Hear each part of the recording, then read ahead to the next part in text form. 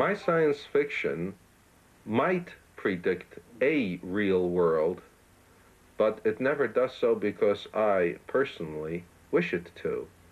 That is, when I write my stories, I don't deliberately sit down and say, this is the way I think the world will be. Rather, I think this is an interesting possibility.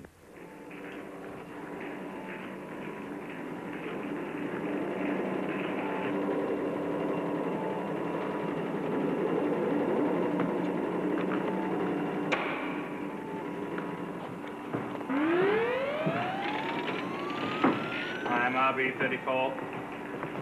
Right, Hargraves, I'll take it from here. Well, Mr. Rush, you're to come with me. Very good, sir.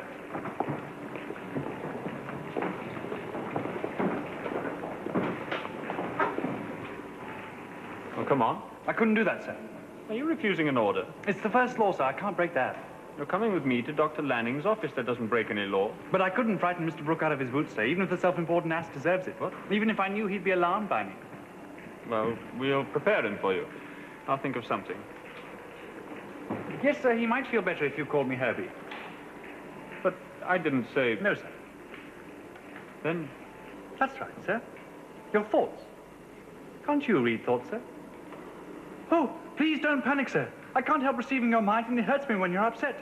I can't help reading thoughts, sir. I was made that way. No, sir, I can't switch myself off. Your thoughts are very confused, sir. If you're afraid of anyone else discovering me, why not lock me up? In there, sir. My story, Liar, involves a robot which, through some accident in the manufacture, turns out to be able to read human minds. The manufacturers aren't aware of this just at first. The fact that the robot can read human minds influences its behavior. It is designed not to harm human beings, but now it doesn't want to cause the mental anguish, which is more than the manufacturers originally intended. And so it never tells anybody what he doesn't want to hear, so that it is forced to lie.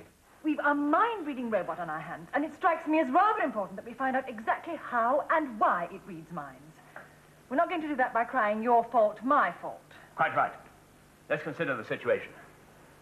We have produced a positronic brain of supposedly ordinary vintage that has the remarkable property of being able to tune in on thought waves. Well, what's wrong about that? Nothing. It should mark the most important advance in robotics for years. Well, then. If only we knew how it had happened. I don't think the story of Liar represents a literal interpretation of the future. I don't think there's really a chance that we'll have robots that can read minds. In fact, I'm so conservative that I can't make myself believe that telepathy can exist. However, it illustrates a much more important point, which I think is valid. One doesn't always foresee the side issues of a new invention or of a considerable change in the society, and the side issues may turn out to be in many ways more important than the direct change itself. For instance, it is easy to predict, perhaps, the appearance of the radio before the radio was developed. But is it as easy to predict the soap opera? And which is more important, the radio itself or the soap opera, the kind of entertainment it produces? Or is it merely that you can sit and look at a television set and be entertained? Or is it the side effect of wiping out regional differences in culture because everyone feeds into the same central fount? In short, people don't really practice trying to foresee the reaction. It seems to them all too often to be enough to see the initial action.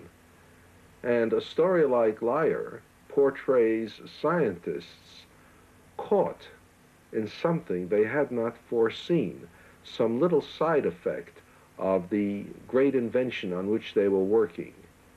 And I think this is a useful thing for science fiction writers to present to the